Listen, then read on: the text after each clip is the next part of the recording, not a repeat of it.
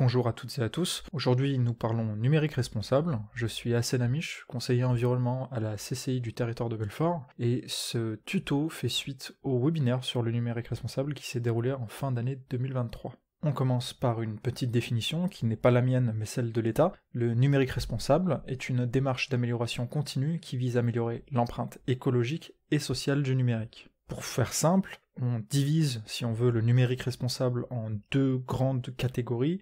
La partie immatérielle, qui est ici symbolisée par, en gros, le cloud, et la partie physique, ici par un PC, mais ça pourrait être n'importe quel type de serveur ou de stockage de données. La partie immatérielle, pour commencer, si on veut de façon assez simplifiée, ça correspond au mail, au stockage de fichiers sur votre ordinateur, et à ce qui est symbolisé ici par le cloud. Globalement, pour débuter une démarche de numérique responsable sur cette partie immatérielle, petite checklist, il faudrait commencer par nettoyer son ordinateur et son drive, ses smartphones et tablettes, ses réseaux sociaux, nettoyer régulièrement la boîte mail, éviter de retransférer les pièces jointes, limiter les pièces jointes justement, surtout lorsqu'elles sont volumineuses, et imprimer uniquement lorsque c'est nécessaire, en basse définition. Le numérique responsable, en tout cas dans sa partie matérielle, au-delà de cette partie stockage de données, c'est aussi l'utilisation de votre moteur de recherche. Et dans ce cadre, l'objectif ce serait peut-être de privilégier les outils éco-conçus, les plus connus étant YouCare, EcoGine, Lilo, ou peut-être le plus connu justement, Ecosia.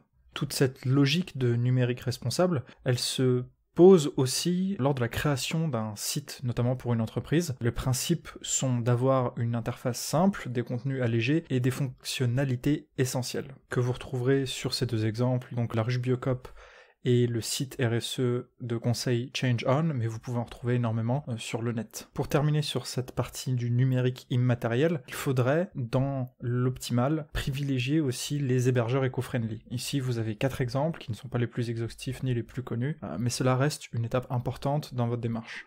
Pour passer maintenant au numérique physique, il faut savoir que dans l'entièreté de l'empreinte environnementale d'un outil numérique, l'utilisation représente environ 20% de l'empreinte environnementale. Par contre, le reste, les 80%, c'est quasiment exclusivement issu de la fabrication.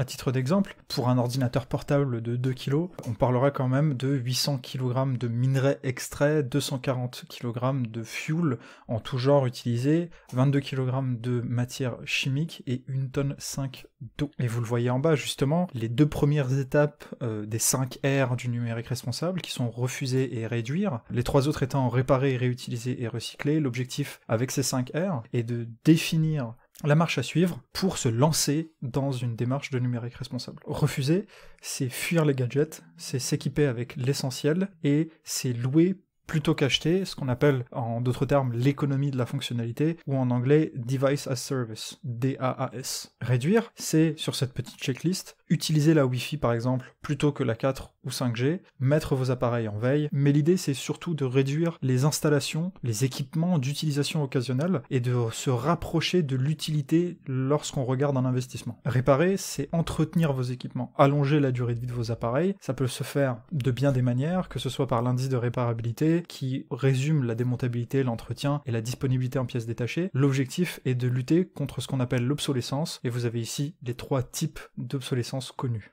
Réutiliser, c'est acheter ou vendre d'occasion, ou donner à une association, ça peut être de la seconde main, ou, encore une fois j'y reviens, utiliser le principe de l'économie de la fonctionnalité. On termine avec le recyclage. La question est pourquoi s'en préoccuper, et surtout par où aller. Il y a plusieurs organismes, comme Ecosystem, comme Ecologic, ou la plateforme Actif, qui permettent justement d'échanger ou de donner son équipement qui, à la base, est destiné à devenir un déchet. L'avantage, c'est une prise en charge par l'organisme, une réparation éventuelle par le producteur ou l'un de ces organismes-là, et surtout une forte simplicité de gestion, simplement parce que l'organisme en lui-même se charge de l'ensemble des démarches. Ce qu'il faut retenir maintenant, ou nos conseils fondamentalement, première chose, favoriser les équipements réparables, les hauts degrés d'indice de réparabilité. La seconde chose, c'est de favoriser également les catégories A, A+, et A++, voire A+++, sur la partie équipement électroménager ou équipement en général. À savoir que d'une échelle à une autre, notamment de A++ à A+, c'est une économie d'énergie de 70% sur l'utilisation. En dernier, il faudrait penser à privilégier la qualité de vos investissements, simplement par rapport aux économies à l'achat, surtout pour la seconde main.